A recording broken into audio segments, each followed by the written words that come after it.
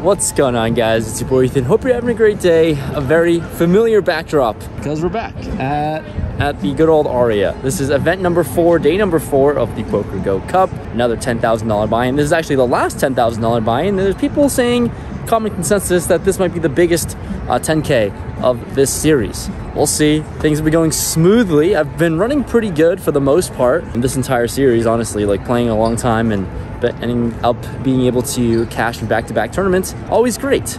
So here's event number 4. Highlights coming. We're used to this. Gonna start off in level 1, and I'm once again just excited for the food, boba, all that fun stuff. It's always great here. The customer service here is incredible at the Poker Go studio. So that's all I got. So let's just play. Same structure, 125,000 chips starting. Let's hop in. Event number 4 of this Poker Go Cup starts off here in level 3. I've chipped all the way up to 200,000 chips here, and we get into a big one where I'm in the small blind with Ace King offsuit. Under the gun, a buddy named Dan Colpoise opens up the action to 4,500. Action folds to me, facing an under the gun open, definitely going to 3-bet, and let's size up. I 3-bet to 18,000, and when the big blind player folds onto Colpoise, and he decides to 4-bet. 4-bet it up to 54,000, and oh my god. Ace King is just a good hand here at this stage of the tournament. It's early, and I think we're going to play a big one. So we both have about 200,000 chips to start. It's 100 big blinds each. Here comes a 200 big blind pot. I'm all in, and he snap calls with, oh, Ace King. All right, so basically going to chop all the time unless there's some disaster situation and we end up just chopping. So a little anticlimactic to start off the day, but it is a 400,000 chip pot. That unfortunately, no pain here. We're going to win this one. But the very next deal, we get involved again with Ace King offsuit on the button. There's a low jack open to 4,000 and the cutoff 3-bets to 12,000. All right, let's get spicy. Once again, I 4-bet to 30,000 here. We're going to play in position at least if we're going to play a big pot in this one. And the cutoff decides to make the call with about starting stack, so 125,000 to start the hand. We're going to a flop, which comes Queen 6-5 Rainbow. My opponent checks it over to me here, and this is not the best board with Ace King, of course. We lose to Ace Queen. He has lots of pocket pairs, Queen X, whatever. All the hands that beat me, but I'm going to throw out a bet first of 18,000. I think a lot of the time I fold out his nothings, deny equity from random Broadway cards, but for 18,000, my opponent makes the call. We're off to a turn, which comes another 6, and when my opponent checks for a second time, now I have a decision to make on what I want to do. This turn card 6 is actually really good for me because when I 4-bet, of course, I'm repping a very narrow range, a lot of premium overpairs, Ace King and stuff like that I could have. But overall, those overpairs are going to love this card. It removes the possibility of 6s, even though this is a 4-bet pot. But, you know, all my 2 pairs are very, very strong. So I'm going to try to rep aces and kings. I bet 24,000 here, and my opponent does not seem deterred. He takes his time, but ends up deciding on a call with about 50,000 chips behind. So not a whole lot behind with the size of the pot. And we're going to the river now, which comes in 8. It's a Brick City card, doesn't change anything. And here my opponent checks again for a 3rd time, and I have a decision to make. Do I want to triple off and fire off a triple barrel bluff? I mean, like I said, I'm only repping aces and kings with the line that I've taken, and giving up with ace king is definitely not in my nature, considering I also remove the strongest queen X holdings that my opponent can have. If I shove here, I could get my opponent to fold a sticky pocket jacks or 10s, so let's try, right? I go all in. It's a very small one, about 50,000 into a pot that's ballooned up at this point. So it's honestly a question of who's shoving here as a bluff. Obviously, I'm repping aces and kings, maybe even ace queen, and shoving with ace king also seems a little bit silly because it's such a small amount. So my opponent uses a time bank, thinks about his decision, but ends up calling. He shows us queen, jack, and wins. Dusted here, sadly. So now my 200,000 stack is all the way down to about 100,000 after this punt. But granted, punts are only punts if you get called. But we're going to battle back here because I look out at aces in the next hand and I play this one weird. I'm in the small blind with a hijack open to 6,000. Button makes the call and I call it trap, mainly because I think I have such a small stack. I don't think I'll have a balanced 3-betting range, so here we are. I'm going to gamble on this one. Big blind, who's a short stack, called as well. So 4 ways to a flop out of position. Don't you love that with aces? The flop comes 6-5-3 rainbow. definitely a board that I could consider leading on, but multi-way, I decided to check with the hopes of check raising. But of course that doesn't happen. It checks all the way through. Now the turn is the queen of spades. Could I lead here once again? Could I check raise here once again? Well, I decided to check, and once again, everyone checks around. Now, going to the river, which comes a jack. And now at this point, how silly would it be if it checked through on the river here and I show aces? That would be really embarrassing. So trying to get some value with this one pair hand, I bet 18,000. And you know, I already know this hand is going poorly because the big blind makes the call. When the big blind calls, I can only assume he has a very strong hand because he has two other opponents behind him. And surely enough, when the other players fold, I show the aces and he shows Jack 3. I lost this hand all because of my dumbassness of calling preflop, trying to trap, and I paid the price for it. So we're chipping down and level 5 comes. I have 30,000 in chips, about 8 big blinds. I look down at 10-9 of spades on the button. Action folds to me. I shove. The big blind calls off with ace-7 offsuit. So kind of a flip, and I hit a 9 on the flop and actually end up rivering a flush. So staying alive here. So finding that double up from 8 big blinds to 15, 16 big blinds. Before the next orbit, I'm in the big blind again with ace-jack offsuit. There's an undergun raise. A cutoff player makes the call, and ace-jack on 15 bigs. We're out of position, and let's rip it in there. I'm all in. The undergun player takes his time, but ends up folding, and now onto the cutoff player. He goes into the tank. This is another friend of mine, Andrew Moreno. He's definitely not one to give up spots, and I'm praying he folds a hand like 9s or something, but who knows? At this point, he's used a time bank or 2 and ends up calling with 6s. The opposite of 9s, but still a pair, still ahead, and I will lose this flip. Strange. It's almost like that's how the math works. You win the first flip, then lose the second flip, and just like that, we're out of the tournament. Unfortunate here. All right, goodbye to event number 4. I'm not going to rebuy this time, but there is another event Monday, which you'll see in like a blink of a second, a couple days to 15K. But sometimes this is how tournaments go. Just lucky that I ran good the first 2 events. All right, 5th day today of the Poker Go Cup tournaments. 5th day, 5th event. And it's a 15K, which is pretty big.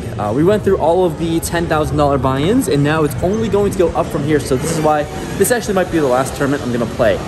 Anyways, we're in for $40,000 in these tournament buy-ins in this little series at the Poker Go studio, and I have cashed for 70-ish, a little over 70. And today is a big one, $15,000 buy-in. The field is tough. But for full transparency, I sold 40%, so I have 60% of my own action today, mainly because the buy-ins are big, the variance is high, and I want to lower my average buy-in, honestly. So that's what's going on today. If I cash, then I might have to play the 25Ks. If I don't cash, then this will probably be it. I think I'm only going to fire 1 bullet because this one is certainly a tough tournament. But, you know, we've actually been doing okay so far this week, being able to last for a good bit. So wish us luck. This is a big tournament, and let's get into it. All right, everyone, we are progressing into higher stakes. This is a $15,000 buy-in, event number 5 of the Poker Go Cup, and let's get into it. Level 2 with 120,000 in chips. I have Queen 9 of spades in the big blind. It's a hijack raised to 3,500. Small blind makes the call, and the suited variety of this hand, it's a natural. It's a lot of different things. Happy to call as well. So 3 ways to a flop of King, King, 10 rainbow. Hijack C-bets 3,000. When the small blind makes the call, I feel the urge and tingles to squeeze. I have a gut shot straight draw. I have good removal to a king. And, you know, we could always gamble too, right? So let's try this one out, especially when there's 2 players still in. I check raise to 13.5K. Good news is that the hijack player who c-bet has nothing and ends up folding. You know what the bad news is, though? The small blind player who's still in the hand ends up making the calls. So this seems really, really strong already. And we're going to go to a turn, which is the 5 of diamonds. Brings in a backdoor flush draw. My opponent checks it over to me. And I have some sort of decision to make here that I'm not really sure of. End of the day, I decided to bet 13,000 because I was debating between checking or betting. And, with this 13,000 bet, I do think in hindsight, it's a tad too small. But here we are going to see a river when my opponent calls. And the river is the ace of spades. And, well, this hand isn't so great because my opponent just ends up lead shoving for like 80,000 chips. I have queen high in a dream. I'm going to let this one go and give my opponent the hand. But I lose a good amount of chips here. Don't really know how I played it. Let me know in the comments below. I'm sure you can roast me on this one. With 80,000 chips myself, I have king, queen of spades in the small blind now. As a hijack raised to 3,500, I decide to make the call out of position, and the big blind calls as well.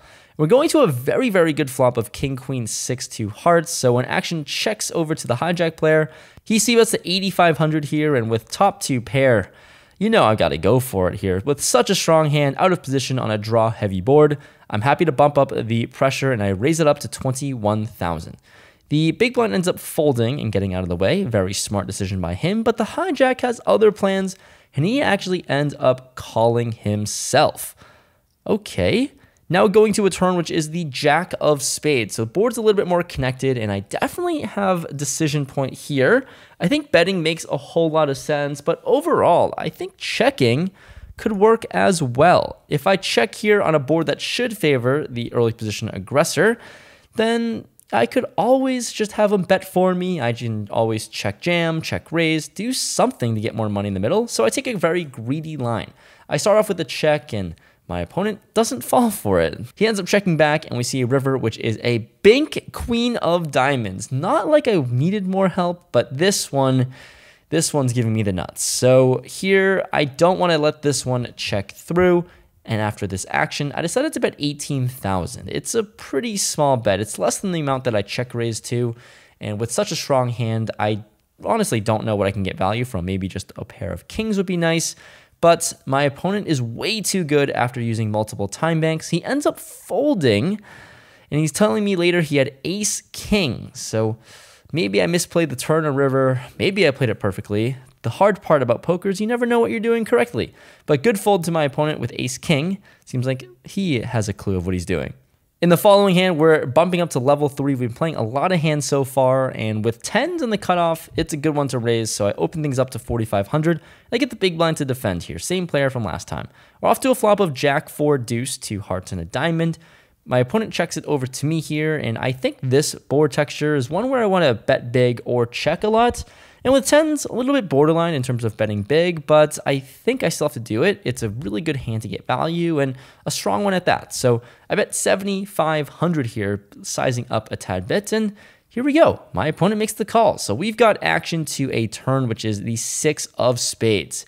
Interesting card here because, of course, under my pair, which is good, but makes the board a little bit more connected. If you were to have 3-5 suited, then that just became the nuts, but can't be afraid of that. I decided to bet 21,000. Can get called by a whole lot of draws available on this board. And that's exactly what he does. He makes the call for 21,000. So we've got a pretty big pot building here in the river. 9 of spades. I don't know how much more money I can get in the middle here and get value from. So action quickly going to go check, check. My opponent shows 5 deuce of diamonds, and I will scoop this one. Might have gotten the absolute maximum already in this hand, but here we go, winning some pots after some bad ones. In the following hand, you're going to see an all-in. I raise jack 10 of hearts, get shoved onto the player to my left with only 10 big blinds, and with 60 big blinds in my stack here up until this point, let's just side call and gamble. I show my hand, and he has king, queen of spades. It's a pure flip, and I suck out. I'm really, really good at all-ins, all right? No one can underestimate my all-in capabilities because just find a way to channel in the win. And here we are moving on to the next hand where I pick up jack 10 of hearts once again. The hand that made me some chips. Let's get back into it. I raise it up to 8,000. This time we get some action. Low jack makes the call, but then the hijack, who's Sean Winter, 3 bets to 28,000. I'm obviously not going anywhere with the hand as strong as this one, so I make the call, and interestingly enough, the low jack calls as well. So 3 ways in a 3-bet pot, and this pot's getting pretty damn big. The flop comes 10-4-5. No heart on board. So I've got top pair, not the best kicker, and sadly, no redraws. And action checks around to Sean, who bets 34,000. pretty beefy bet if I do say so myself, because we're multi-way and I unfortunately have too good of a hand to fold. So with a good price, hoping to suck out somehow with 2 pair or trips, I make the call. The turn comes the ace of spades, bringing in a backdoor flush draw. It's another card I absolutely hate, and I check it over to my opponent. And this time he fires out 23,000. Kind of gross now at this point, sizing pretty way down. And with second pair, the value and strength of my hand has significantly diminished now on this turn card. So I definitely don't think I can still fold because the price is so good. Definitely priced in to hopefully hit 2 pair trips once again. So let's spin the wheel one more time. The river is the king of diamonds. Nope. Couldn't have asked for a worse run out. I check. My opponent goes all in. Snap fold. Let me get out of there. I'm down to 115,000. With blinds ever so increasing here with ace queen of diamonds in the cutoff, I'm going to raise it up to 11,000 here. Once again, multi-way action we go because the button and big blind call. But you know what's cool? A flop of ace queen 9, 2 spades. Love it. Action unfortunately checks all the way through. Granted, it's hard for my opponent to have something when I have top 2 pair. The turn comes a 4 now, and this time the big blind leads for 17,000. I think this is a really great sight to see. It's a pretty large bet, and overall, I think there's merit to raising here, but I'm trying to figure out the bluffs that my opponent could have as played, and I don't think he has many, so I'm going to go with my read and only make the call. The button folds, and we're going to a turn which comes a 10. Spades miss, but more 2 pair and straight combos get there. The big blind decides to bet out 32,000, and now at this point, I'm thinking in my head, trying to figure out how I could possibly lose here, and it's very unlikely to lose with the straight here because there aren't many spade combos that arrive unless it had a spade and combo draw, but I decide to go for the max, and I think my hand's good enough, and I'm going to go for it and jam all in. And you know what's really cool is to put these super pros into a really tough spot because my opponent uses 3 time chips, about 2 minutes of thinking, and end up calling. Ace 4 of spades is what he has. Pretty cool situation and being on the right side of it. GG's to my buddy Jesse here. It's always nice to be on the right side of a pretty fat cooler. He had the nut flush draw on the flop and top pair, then turn 2 pair. Guy had the whole world, but loses to a higher 2 pair. All right, it's windy. I'm gonna make this very, very quick. Holy fuck, so much wind. We are at the end of late reg now. We've played 6 levels, and I have 300,000, more, a little bit more than that maybe, around 300,000, which is comfortable. Swingy, a couple first few levels so far, but made it through. So far, there's like 47 players entered. Maybe 1 or 2 will show up to max this one, but 47 players entered, 25 players left, 7 pay, and like a little over 200,000 up top. So those are the numbers so far. We're cruising, have a normal table, I guess, compared to the field, maybe a little bit better, above average, but oh well. Let's find a way to continue sun running, you know, 2 pair over 2 pair, more of that please, and be on the right side of it. I'll see you when the cards are dealt again. After break, play continues again, and this time I'm on the button with pocket tens. Colpoise goes all in for a pretty short stack, and I want to bust my buddy out because that's always fun. So let's do that. I decide to make the call. Everyone else folds. All right, fair enough. Okay. Whatever. You already saw it. I suck at this. Give him a 10 high flop.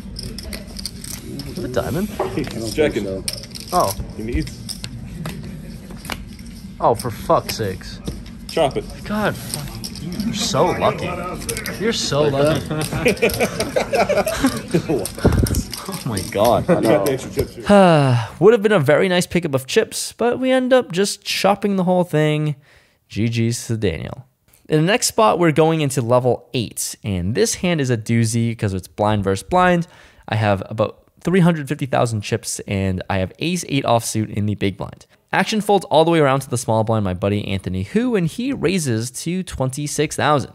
Offsuit ace, I'm in position. Of course, I'm never folding a hand as strong as this, so I make the call. Going to a flop of ace queen 3, my opponent bets 20,000 to start, and that's a pretty large bet in my opinion. And sitting with a pair of aces, top pair at that, I don't want to get away, although there might be merit to bluffing something off in the future streets. But I make the call for 20,000, and the turn is a king. Once again, my opponent throws out another small bet of 33,000, and you know I'm not going anywhere with top pair. Really don't know what I beat at this point. I guess I beat a whole lot of bluffs, but we're off to a river which comes a 10. Even more interesting as any jack is a straight now, and my opponent decides to blast off 40,000 into the middle. Remember what I said about trying to need to bluff and trying to win this PokerGo event? I decide to try and go for it. I raise it up to 110,000 as a bluff. Do I think my opponent has many jacks here? I'm sure he can. Anthony's a very strong player, and he does end up just making the call with ace-jack. Not only was I dead and dominated the whole time, he just sat with the nuts, and I'm down to starting stack into level 9 of the tournament. Here we go. I unfortunately end up blinding all the way down to 7 big blinds. I have about 70,000 in my stack, and I'm in the small one with king-jack offsuit. It's an early position raise, then a hijack calling said raise. With 7 bigs, I'm out of position. You've got to take a spot and gamble eventually, and this is the spot I decided to choose. I go all in and immediately face some resistance. Honestly, getting folds would have been massive, but the early position player reshoves his stack for piles, and we see we're up against ace-queen. Still have about 40% against ace-queen, and we're going to roll the tape. That's fair. That's not as fair. That's fair. That's not fair. And ace-queen wins. All right. That's going to be GG's for me here at the PokerGo studio for this series. Next video you're going to see is a cash game one. It's going to make you guys happy, those who like cash games. We're going to Hustler next. Spin the wheel with 7 big blinds. I need to work on my blind versus blind game, unfortunately. But yeah, king-jack, no good. Unfortunate, but it happens. 15K binds are tough, and I probably didn't play my best today. But yeah, this will close out my week here at the PokerGo studio in 3 videos, I think.